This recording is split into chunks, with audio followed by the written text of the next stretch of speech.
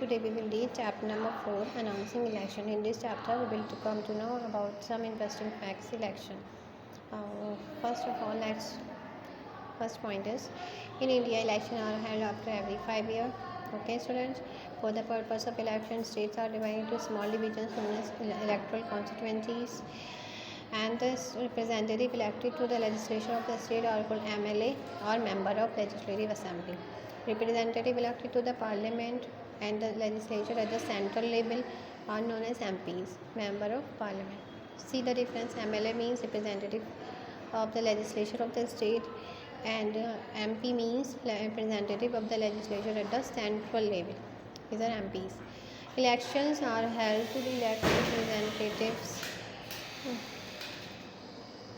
to the Lok Sabha at the central level. Okay, the official test that contain the name of all the qualified voters of people in a district are entitled to vote is known as electoral roll.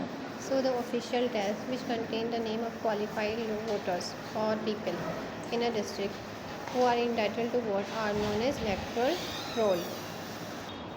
Point number 7. All Indian citizens of at least 18 years or above are registered at voter. It means the minimum voting age for every citizen is 18 years in India. The Election Commission of India has introduced the EPC as a reform. EPC means Electoral Photo Identity Card. The person who is put forward as a candidate for election by a political party is said to have got a party ticket. It means the person who is putting himself forward as a candidate for election, it means he get a party ticket. Candidate who contest election have to file their nomination papers. Okay, if you want to contest election, you are supposed to file your nomination papers.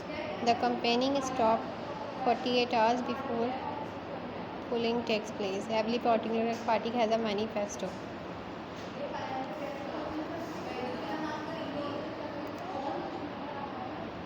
The candidates have to abide by a model rule of conduct.